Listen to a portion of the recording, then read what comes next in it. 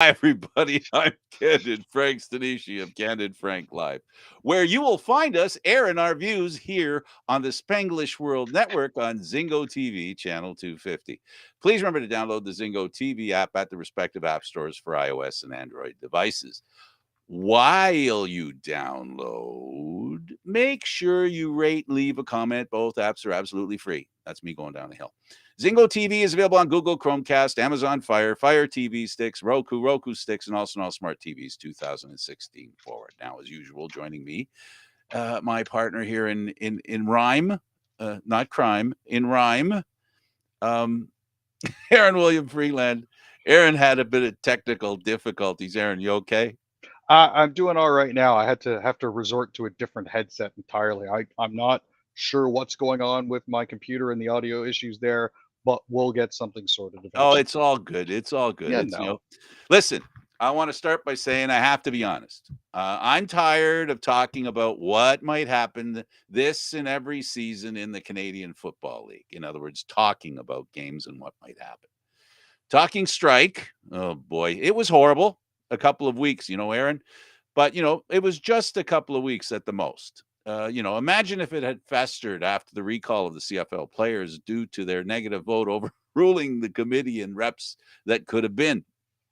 Um, they agreed in hindsight pretty quickly, adjusted even quicker, and we have a season. It all starts tonight, thank goodness. CFL talk has to be about the games. That is what matters and what the CFL is all about. Even exhibition games are more than welcome considering what has happened the past couple of years. So it isn't June yet. But it's May, baby, and we'll be watching football tonight. The Argos are in Ottawa, and Hamilton's playing a pretty good game tomorrow. And that is what I think the CFL is all about.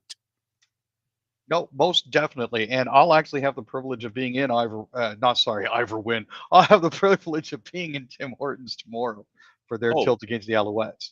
oh, cool. What Yeah. are you doing? What are you doing in Hamilton? Well, What else? at the last Toronto Rock game before they failed out of the playoffs, um, the Hamilton Tiger Cats were actually at the Toronto Rock pregame, Oh, and cool. they were giving away free pairs of tickets. Oh, So nice. yeah, That's good work by Hamilton. yeah, most Trying to steal definitely. the few Argo fans that we have. Oh no, no, this is just a one-off. No, I didn't say you. I mean them. That's what they're trying to do. They're trying to take away all the Argo fans. Shame on them. No, actually, congratulations. It's a great game. It's a great place to watch a game. It's a full house. And no offense to the Argos and BMO Field, but the the the atmosphere needs to improve at BMO Field. It just has to improve. The atmosphere, in my mind, rightly or wrongly, is totally about the fans in the stands. And it's something I've been greatly anticipating for a while now. The last time that I was down there was 3 years ago for a Premier Lacrosse League 2-day event there. So I have some friends that I'll be staying with, just a hop, skip, and a jump away from the stadium. So that's all good. And we'll be starting the tailgate tomorrow at noon, which means I'm out Yes, of the house by 10 a.m. tomorrow. they do. Hamilton does a great tailgate. They do, really do. Very much And looking then forward to it. your buddy Jarrett hasn't been there the past little while. I've gone looking for him. He hasn't been there. I got to find out why he's not going. He's one of the oh my goodness. I want to call them the roadies, not the roadies. The Box J The boys. Box J boys. My goodness. Well, I'm not big into Hamilton stuff. What can I say? So yeah, so the Canadian Football League is back. The games will be happening. Real quick, I made the comment about really the strike brouhaha didn't really last that long. By your definition, was it that long? I don't think so. Was it really even a strike?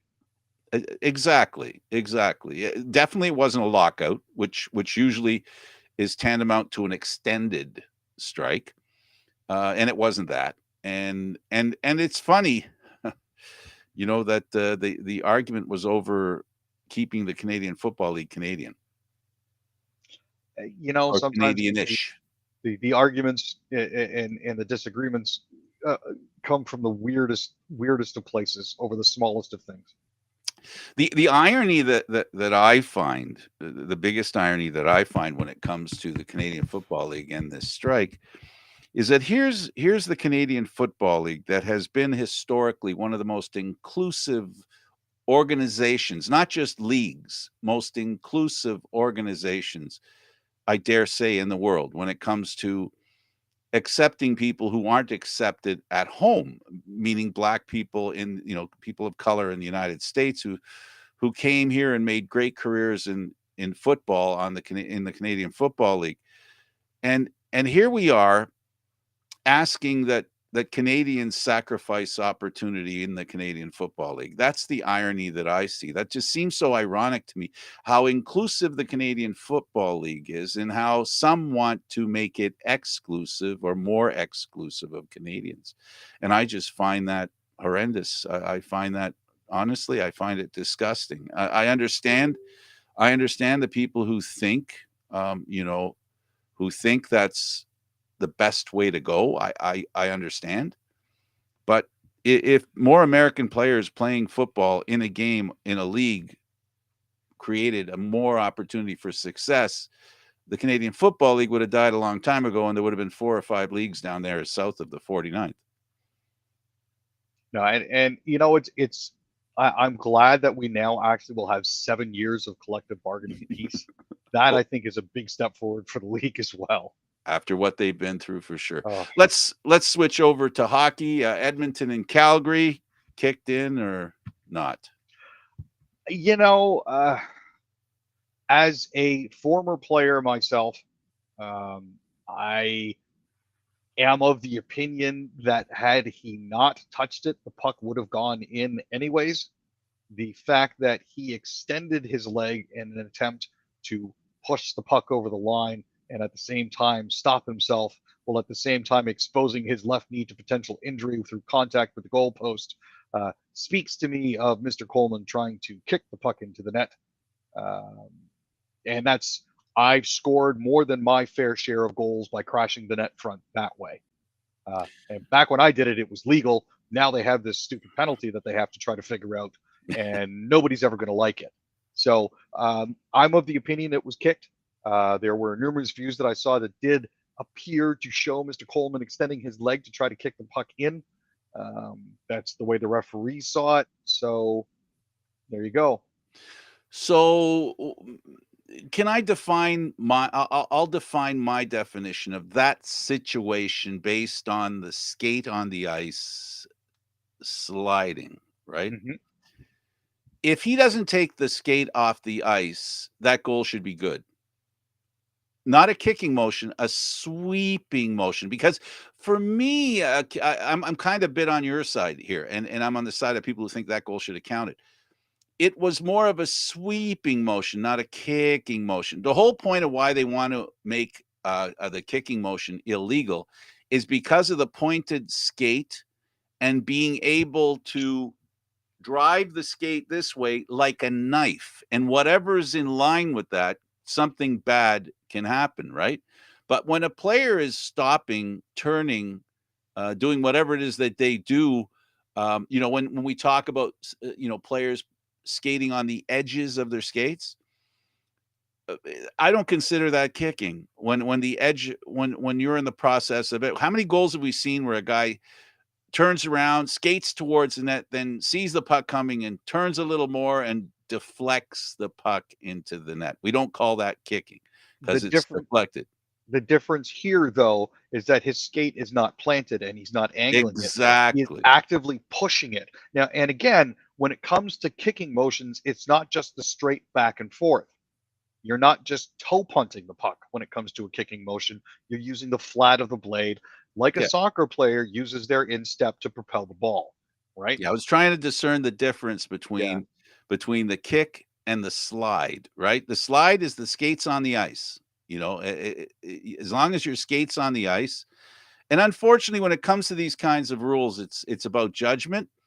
And the judgment is based on the wording that the rules prescribe, right? And so sometimes what has to happen is, and it happens every year, where there's an adjustment made on a rule. The words are massaged a little bit to take in the mistake or the interpretation of the previous year. I mean, we've seen that a few times. I mean, Brett Hall scored a goal that was illegal, and then they changed the rule to suggest that if the puck is in the crease and the player enters at the same time, it was a specification added to the rule to ensure that people could get past what happened to Buffalo against Dallas in the Stanley Cup a few years ago.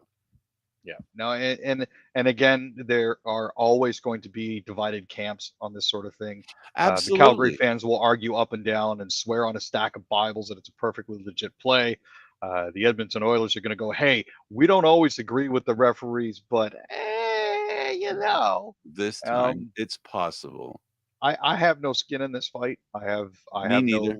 no, I personally know that I've scored a lot of questionable goals that way by crashing the crease and trying to get my skate on it somehow. So, I can see it from that. But also, Coleman's reaction kind of tells you everything else that you need to know about the play as well. Well, his So, post game was a little more insincere. yeah, well, Just a he's got to little kind of bit, massage it so he a doesn't get little bit. fined, right? But hey, if it's like the saying says, like it or not, I don't like it. If you're not trying to cheat, you're not trying. That's what basically is the rule when it comes to that's what we've heard with hockey. Yeah, and I don't agree with it, but it is what it is. So Edmonton moves on, and ironically, it looked like this series, Calgary and Edmonton, was going to go the full 7. It did not. It only made Yep. it to 5. On the other hand, um, the Avalanche looked like they were able to handle St. Louis pretty easily, and then an ex-Leaf scores a goal in overtime and changes the whole trend of this series. And now this series could go to 7 games because now Colorado's going back to St. Louis, where you don't want to be right now in Game 6 in the second round of the playoffs. Yeah, there's been a whole lot of pleasant surprises, especially when it comes to ex Maple Leaf legends. Um, They're Barry, all over the Ceci, place. Hyman have been absolutely They're all over spectacular the in place. Edmonton. Yep, Your Bozak has favorite, been Cece's in Edmonton. They're talking good stuff about him. well, and again, it's finding the right match and the right atmosphere for him. I don't think he ever had Kadri, the right players to play with. Kadri. Yep. Can you imagine what the Leafs would be like with Kadri on the team? He was the second line center when he was here. They'd probably be missing him because he'd probably have been suspended again. I'm just saying. Well, I guess I always liked the way he played. He's an honest player. He wasn't someone who left anything on the ice. He really cared, and unfortunately, he was where he wanted to be, and where you want to be, and stuff happens that you don't like. It's that old story about uh, they can do stuff to people we know, Aaron. They can do stuff to us, but when they do stuff to people we care about, that's when we get a little Upset. unhinged, Yeah. right? Because I think that's a male thing. I don't think women are that stupid. I mean, have that problem. Okay, so your words on St. Louis and Colorado. This it's been a fantastic and it's been a very exciting series to watch. Back and forth, up and down, lots of north-south action. Um, the the unpleasantness between between Bennington and uh, Kadri. Perron Oh, and Perron. all of that towards Kadri is part of it. It's an issue that the NHL needs to address and needs to continue to address. Um, and again, actually, after initially saying no comment, Craig Yes, Berube finally weighed in on the whole situation, and I was glad to see and hear that. Now, Berube claims he didn't say anything earlier because I'm not a big social media guy, but as someone who is First Nations and has been discriminated against, that's not anything that I want to see, and it's not acceptable at all. right, There's no room for it. right. Bill You can, Daly also mentioned that the league is in touch with St. Louis police, who are employing enhanced security procedures at both the arena and the Avalanche Hotel. Um, so there is that. well, look, um, there's a lot going on in the world, and a lot of it's not good. Unfortunately, news, you know, news about bad events, horrible events, terrible events travels much quicker and deeper than good news, apparently. So for now, let's stick with hockey. And we didn't, to review, the Tampa Bay Lightning swept the Florida Panthers. So they're waiting for an opponent. And then you have the situation going on in the other series, which predictability, you have the Rangers not happy with officiating, Nobody ever is. right? And well, how do you think that series will go? Well, I mean, as it stands now, Carolina is taking the 3-2 lead, has taken a 3-2 lead. They beat New York 3-1 on Thursday. So as it stands, they can salt it away. Um, it's tomorrow at 8 o'clock. Or sorry, today at 8 o'clock. My bad. Yeah, Yeah. So they have a chance to salt it away tonight. I find it interesting that they Rod Brindamore has a very rigid sort of coaching style, but he is adaptable mid-game. So the yeah. fact that Carolina has been constantly able to adapt and shift strategies depending on what they see the opposition doing bodes well for them. And at this point, I'm not sure what it is, but they've still managed to find ways to win games. So Absolutely, and this gives us an opportunity. The door opens, a window opens, whatever, a sliding door opens for an opportunity here to talk about the Maple Leafs. Thinking about the Carolina Panthers, get Carolina, sorry, Hurricanes, Panthers. I'm in football. I'm in football mode. I'm thinking football. Um, you know, Leaf fans are going to be right now. They're many of them are concerned because they can see the writing on the wall, and the writing on the wall says there won't be any soup served in the Toronto locker room next season. The odds of Campbell staying in Toronto, if he wants anything more than I'll say $3 million or $2.5 million, if his agent wants more than that, they're not going to get it. I don't know where they're going to get it if that's what they're going to do. There's going to, I understand that they can go into the off season with a cap that doesn't count where you're at until training camp and such. Can they make moves? What moves will they make? Is Nylander and the way he's playing in the World Championships? I don't know if you saw him rock'em sock'em hockey from Nylander. If he's trying to send a message either to the teams that may consider trading for him or the Leafs keeping him, it's going to be hard for Toronto to get soup here. But the reason I'm mentioning the association with Carolina, they're not playing in the playoffs right now and succeeding with their number one goaltender. no, that is very true. Unfortunately, Freddie Anderson's return has again been delayed. So, they are reaching back down on the depth chart to try to figure everything out. Um, It kind of and makes goaltenders not that important when you think about it on balance. Like you can find goaltenders for a lot less money than you can defenders or forwards.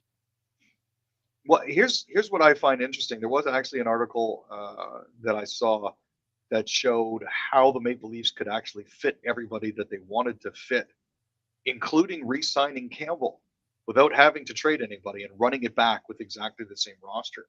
I mean, it Okay. does help that Giordano took a bit of a hometown discount to come back for the next 2 years, but the Right. discount that he took on his contract actually covers Timothy Liljegren's plus minus performance bonus that was going to be a bit of a stumbling block for them going into Yeah. silly season. So um, it is possible for them to run it back with exactly the same roster and see what happens. Well, it'll be interesting, but I see it at the very least, Aaron, as a challenge, Oh, most definitely. I mean, it's right? not going to be easy by any stretch of the imagination. But if you massage things and move certain players around and are smart with the cap, and Lord knows the Leafs have been smart with the cap, given the restrictions that they place themselves in, it is pretty decent to say that I think that they can actually run it back. You remember a few years back, Washington locked up a few big players, and they were supposed to win it in 2017, but didn't, and then came back with exactly the same team the next year and won it in 2018. right? Yeah, no. Hey, It's listen. possible. Nobody's saying I've never been. I've been critical of the Leafs, and I think constructively critical. And I think hindsight shows that my criticism was never about just picking on them. It was stuff that they themselves recognized and changed. Mhm. I believe that right now with the Leafs, they have the ability, or at least have proven the ability. Can they do it again?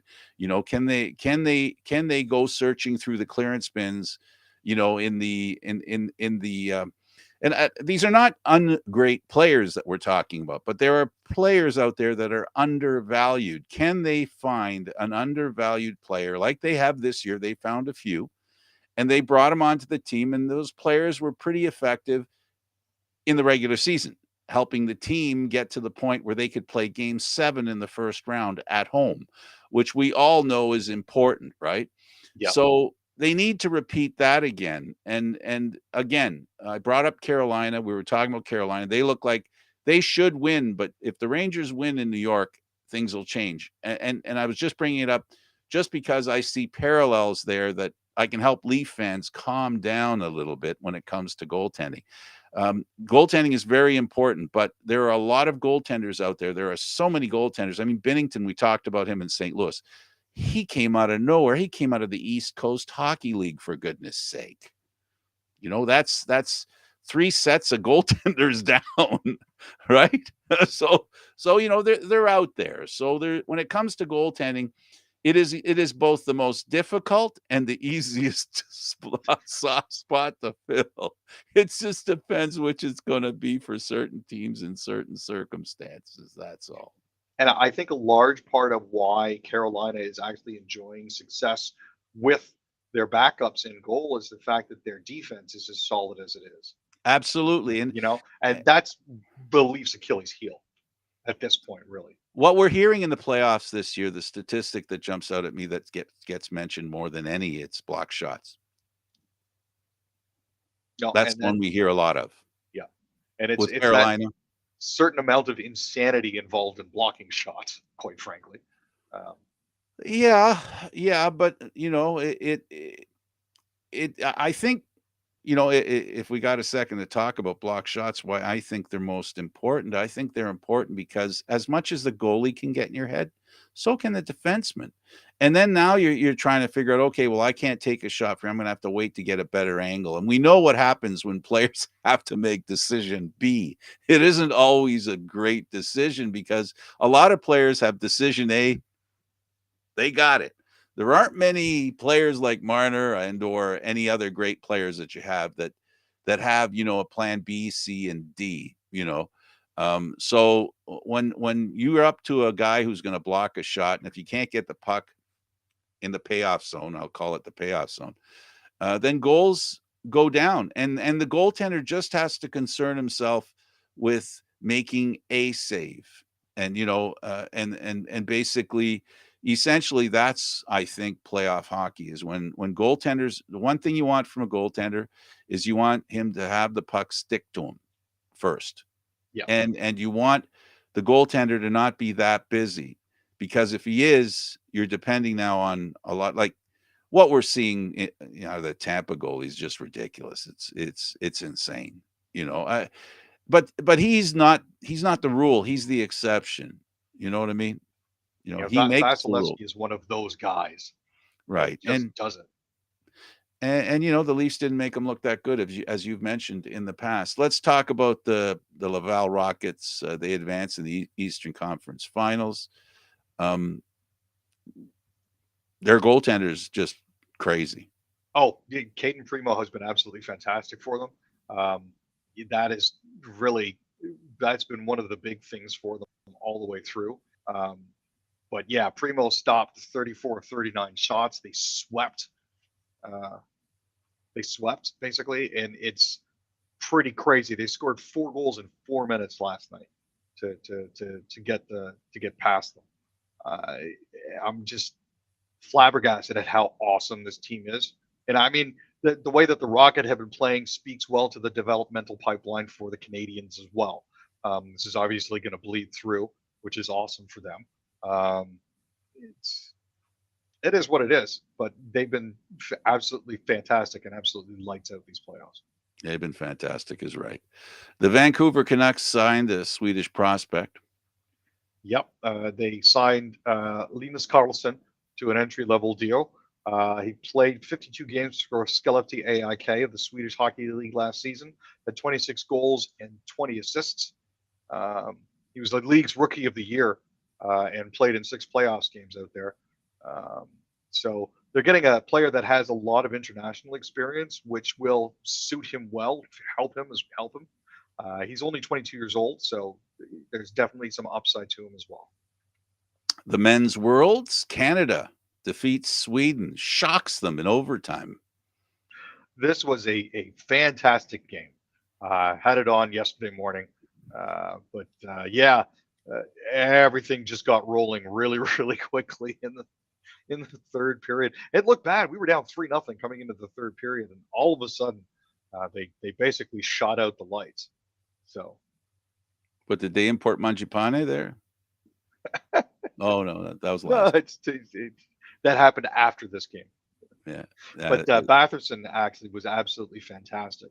There's a lot of NHL players that are there. Ryan Graves, born yep. in Yarmouth, Nova Scotia, plays for New Jersey.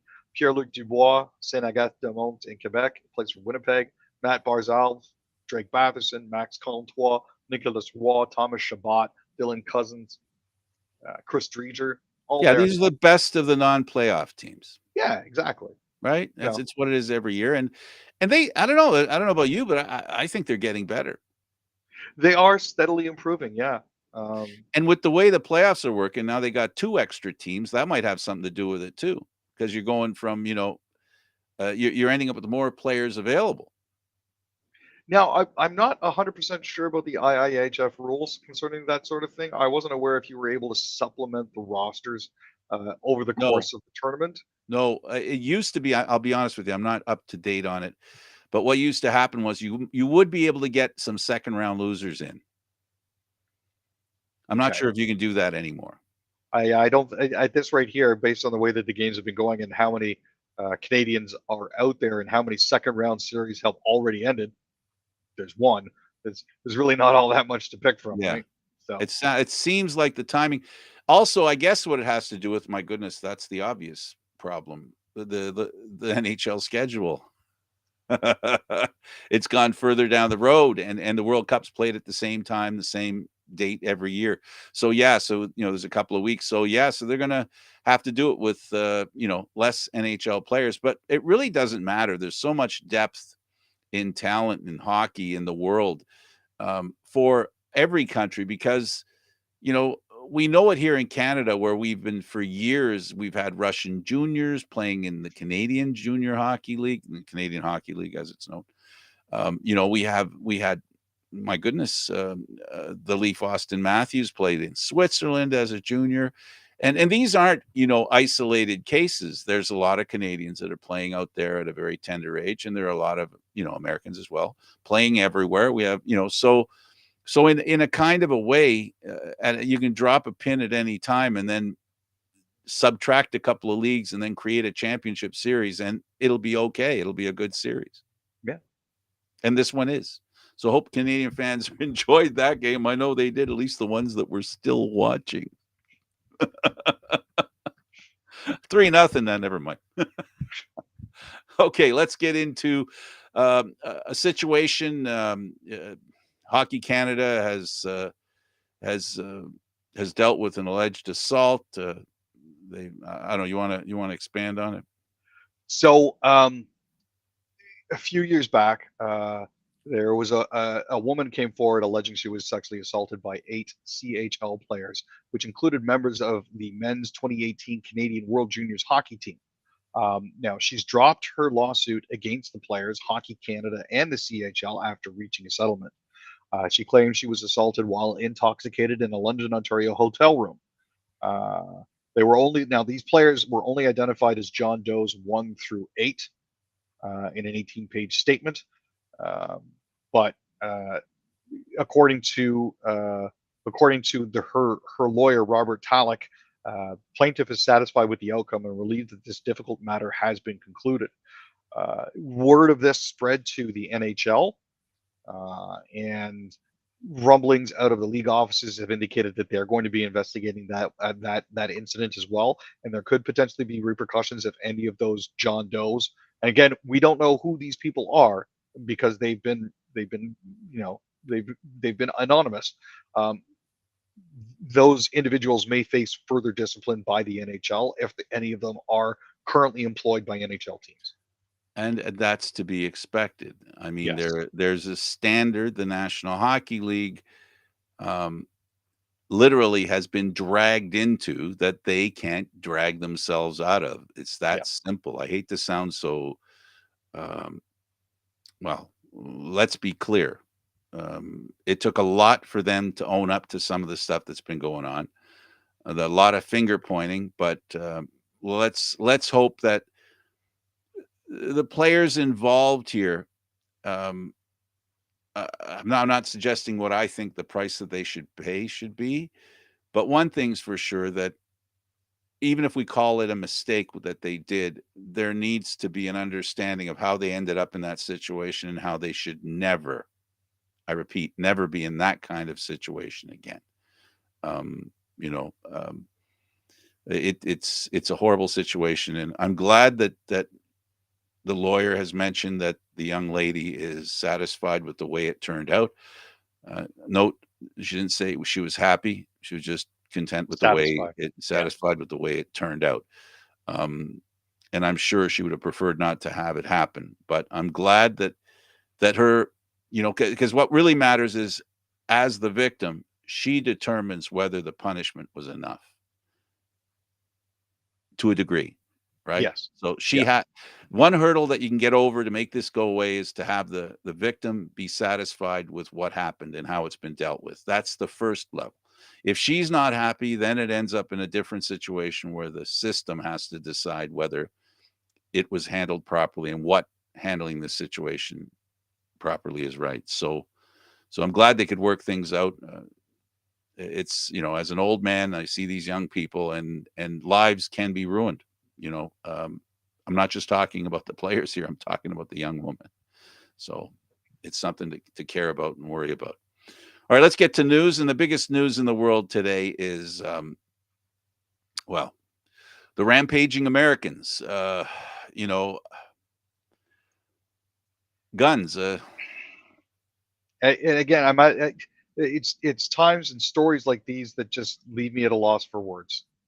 It is one of those things that you hope never happens again, but for some reason just keeps happening. And people just throw up their hands and go, "Well, there's nothing we can do." There is.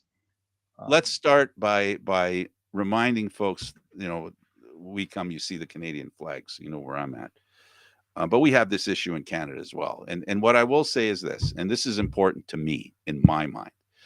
The Senate in the United States, which is a governing part of the governing body, was sent legislation for HR 8, I think it's called. So I didn't do research on this. This is just memory, paying attention, watching what's going on. And this law is about making sure people who shouldn't have guns can't get guns, right? And as far as background checks are concerned as well. It sits in the Senate waiting to be voted on, and the Senate refuses to vote on it. Why do you think they refuse to vote on it, Aaron? it's very hard to put legislation in place uh, that places restraints and restrictions on the very same industries that augment your paycheck to the tune of hundreds of thousands of dollars a year as paid to you through lobbyists. Dark Um, money. uh, Not even really that. It's when Smith and Wesson or Saber Yeah, the Firearms or NRA. Sig Sauer pay people to go and talk to or wine and dine senators and lawmakers, and hey, we uh we need They your just help had one here. of those yesterday. Yep. Donald And Trump was speaking to them. So the, yeah, it's it's literally about money, right? And these politicians are making a choice: children's lives or money. And here's the thing: I'm going to take a different direction here a little bit. That guy should not have been able to buy a gun, Aaron. 18 years old, um, mentally volatile. Teenage boys don't mature as quickly as girls. Teenage boys are are as I said, they're volatile. And young people are volatile, right? You're trying to find your place, and an 18-year-old gets upset, is able to buy a gun on the way to try and get somebody to buy them cigarettes because they can't buy them, or alcohol, right? I don't understand how getting a gun is less of an issue than buying a bottle of beer. I don't understand that. On that, just that one little thing kind of gnaws at me, right? Like, so you need to be more responsible drinking than you do with a gun. And the problem that we have here is that they're overly reliant on something that was created uh, hundreds of years ago, um, The Second with Amendment.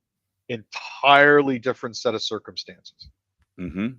You know, and it that a lot of people say the Constitution can't change. I would like to point out that what they're quoting is something called the Second Amendment, which is a change. So, yes, the Constitution can indeed very well change. If you want to remove the Second Amendment, unfortunately, you do still need all of the states, and I believe it's 75% of Congress to agree to remove it, and that's never going to happen. Then it has to go to the Senate, Yeah, and at the minimum, it's 60. yeah. So, yeah, so it's the issue is, in my mind, for the people who don't want this legislation to pass or to be heard, is that they feel it's a slippery slope to taking everybody's guns. That's never going to happen. That's never going to happen. And the reason I say it's never going to happen, because gun owners aren't strictly one party. Gun owners are everywhere, right? What I don't understand is how easy it is to shut people down, you know, and basically this incident happens. What they're going to do is they're going to ride the storm. People are going to be horrified, just like they were in Buffalo. Now they are in Texas. And then the next one will happen, and the next one will happen. And I guess in America, um, the OK Corral cannot be taken down. It's just that simple. They're a gun-toting society. They believe in guns, and they want to be able to go around with guns. And we have people in Canada here who feel the same way, which I understand. And many of them are hunters and stuff.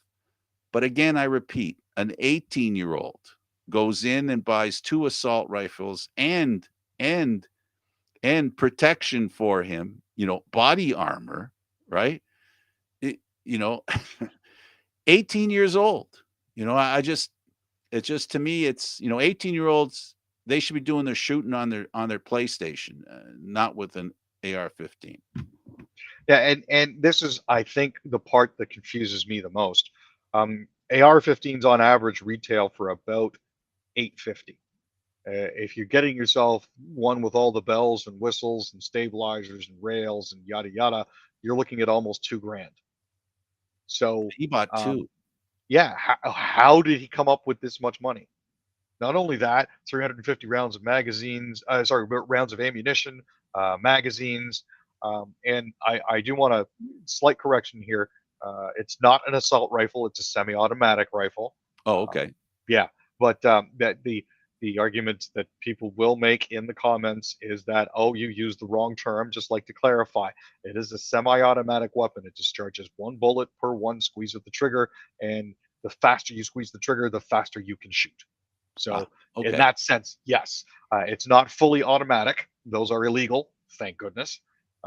But it's one of those things where it's just like, how does a guy come up with that much money in the first place? And why is that necessary? Some people say it's for home defense. Some people say it's for plinking squirrels. Um, I have yet to see Well, a deer with a flak jacket or a deer that shoots back. So it's not for hunting, at I least got to not tell you. animals. And then my final comment on this is that because I don't want to start crying or anything like that, and I don't want to get really, really upset. What a horrible way for young children to die, 8, 9, and 10-year-olds. Yep. Just imagine that's how they died. The last thing they saw was someone pointing a gun at them and blowing them into oblivion to the point where they're unrecognizable, where the parents have to provide evidence of DNA so they get to claim their child that they brought to school and expected to bring back home. That's the part that bothers me more than anything is the victim. In this case, the children. What a way for a child's life to end. And the circumstances and the descriptions and the timelines that are being provided by the police aren't improving the situation at all either.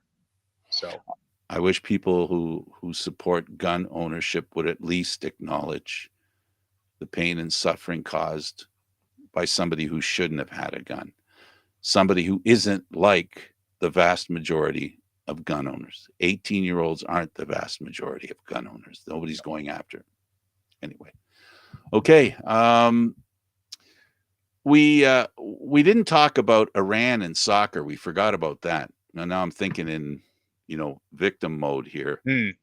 Canada bowed out of the game. Iran says they're gonna sue the Canadian Soccer Association for $10 million. They lost 400 grand in the deal. What are your views, Aaron?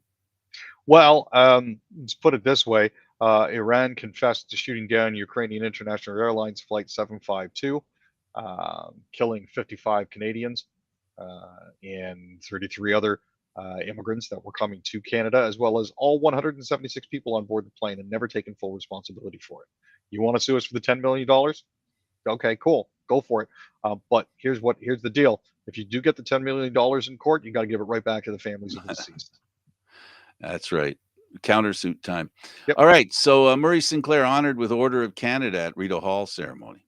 Yeah, so this is fantastic. Sinclair led the Truth and Reconciliation Commission, which investigated the experience of Indigenous children in residential schools. He has dedicated almost his entire life to championing Indigenous people's rights and freedoms. I think it's long past due. Mosque shooter Bissonnette can apply for parole after 25 years. So the Supreme Court ruled that the original plan was to have him serve consecutive life sentences with no possibility for parole. The Supreme Court of Canada ruled that was unconstitutional and that he could apply. But I want people who are out there listening and upset by this to understand just because he applies for parole doesn't mean he'll get it. So Absolutely. he will still have to serve a life sentence. They've just said that it's a life sentence with the possibility of parole. So it doesn't mean it's going to happen. He can ask for it all he wants. I don't think he's necessarily going to get it. Quebec to start vaccinating contacts of monkeypox cases as 25 infections confirmed, and it's getting worse. There was one in Ontario, I think. Yeah. Now, just so people don't panic overly much, the same precautions that you took with COVID, you can take with monkeypox. It takes a longer exposure time for monkeypox. In order for you to pick it up, if you're with somebody, more of a direct contact as well. Yes, exactly, as opposed to aerosolized or airborne as COVID is. There does need to be a more sustained contact. We are getting vaccines for it, so there's that as well. And it's the vaccine that we're getting for it, which was approved in 2020, has also been shown. This is for smallpox and other orthopox viruses, has been shown to prevent monkeypox in animal studies. So yeah, and gay men need to be very careful because that's one of the places where this thing started. Yes, they have to be careful. This is not a criticism of being gay or not. Just hey, information, be informed. So please be careful out there. Protect yourself. Quebec drops section assisted death bill to ensure it gets adopted quickly. Now, the bill in and of itself was actually going to be passed relatively quickly. However, when Christian Dubé reintroduced it, there was an added section for individuals with mental illnesses um, that the rest of the opposition parties were caught off guard by, as well as the addition of severe neuromotor impairment, which hadn't come up in their initial debates.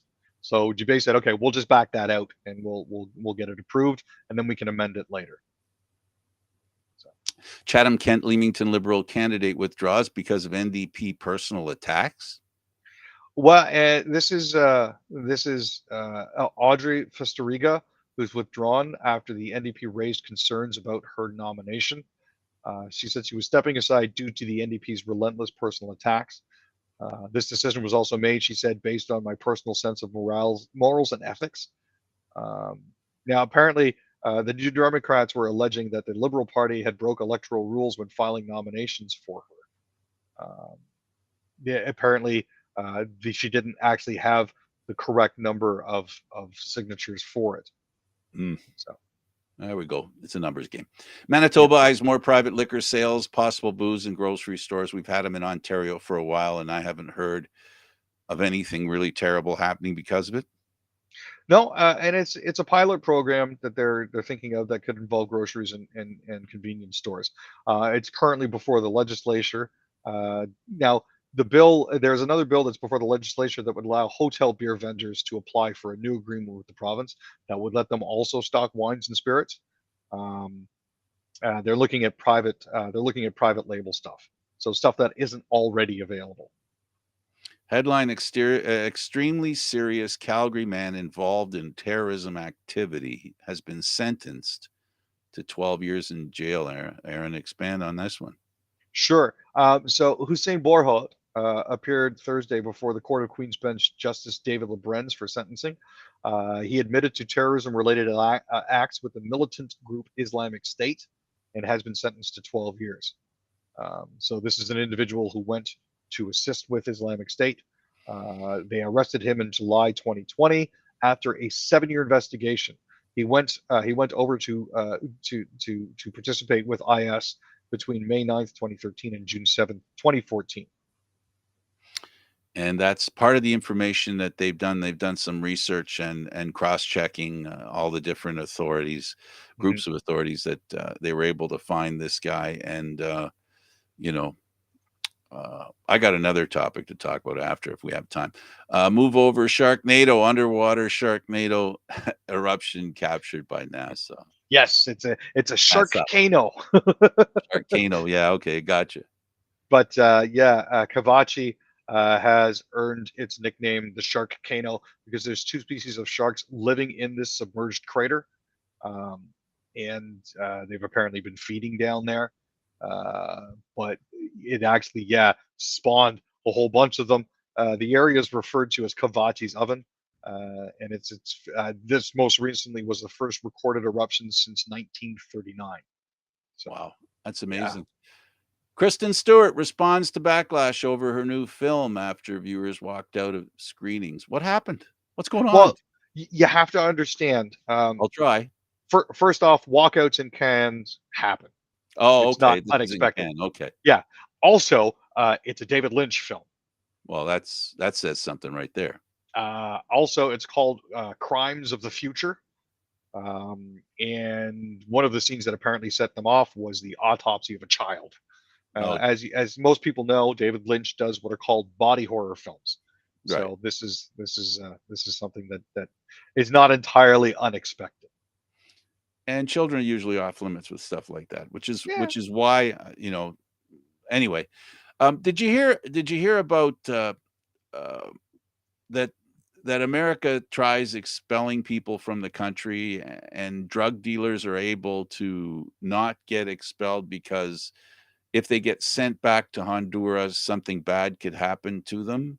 These are drug dealers who are dealing drugs who get caught, pretty big people in the drug dealing business, who reap a lot of pain and suffering to people. We're worried about them going back to Honduras. Are we really worried about them? I mean, like, I'd like to say that I'm not, but Me uh, too. from an international relations point of view, if you were to extradite somebody back to Honduras to die, that could potentially sour Well, you're governmental not relations. you're doing less than they're doing in dealing drugs. Sending them back, the odds of sending them back to Honduras and something bad happening to them, I don't think is as high as the people who take their drugs and become addicted. And eventually we know the pain and suffering that drugs perform. I just don't have sympathy for them because quite frankly, drug dealing to me is poison. And I don't think they deserve to be considered the same way their victims are. That's just that's all I'm saying. I'm not saying send them back, but I think the threat of sending them back and or making it so that if they're egregious, if what they've done is reaches an egregious level, an example of the worst being sent back, you don't want to be one of the least and then caught doing that you could end up, it's not just a question of being arrested, it's a question of being deported. And scared straight, I think, is something that in my era we remember. Yeah. I don't know how much it worked. To a degree it does. It's like three-time losers, right, when it comes to crime. No, I mean, I don't necessarily agree with sending people back over the border to die or send them back to No, Honduras to not sending die. them back to But die, sending them back home where they're from. If they die there because of well, then doing what they are, that's an like, unfortunate. It's like you know, I'm sorry. They're dealing drugs and they're dealing death. I don't think they deserve the same kind of consideration. Someone who's being chased by a gun wielding uh, uh, criminal, and it's a family running away from being I mean, if you got to pick between those two, who do you pick, Aaron? That's my whole point. Is there a yeah. lot of people who want to come to Canada and the United States, and there are good people out there who try to do it the right way, and B, who would be great people in this country, and that's what, that's it's not because I want to send that guy back to Honduras. It's I want to trade him for somebody who appreciates being here as a decent As person opposed who to using deserves America to hide in. exactly Yeah. right. No, I can certainly That's appreciate that. all. That's Yeah. all. That's the theme. I don't know how you get there. I don't know how you get there, but that's I wish we had more control over importing criminals as opposed to importing people, decent people. If only there was a way to discern between the two clearly. And that's the problem. You can't treat everybody like a criminal, Nope, that's true. right? And you can't Yeah. treat everybody like an innocent. Nope, that's very true. That's the part that I find sometimes isn't considered. You can't treat either way. There has to be some sort of nuanced thinking, but we're asking government to be nuanced. Yeah, and you know what? There's no subtle way to go about it. That's pretty much the end of it right there, you know? So anyway, so it's wishful thinking on my part, not demands. Well, it is what it is. Thanks, Aaron. Hey, thank you, Frank. He's Aaron William Freeland. I'm Candid Frank Stanisci. Thank you for watching Candid Frank live, Aaron, Mondays, Wednesdays, and Fridays at 6 p.m. This show can also be heard on the Spanglish World Radio Network. For Candid Frank Live, other news, entertainment, and sports programming we offer, please check out SpanglishWorld.ca. Spanglish World. Watch it, hear it, read it, download it, and live it. Thanks for watching, everybody. Ciao for now.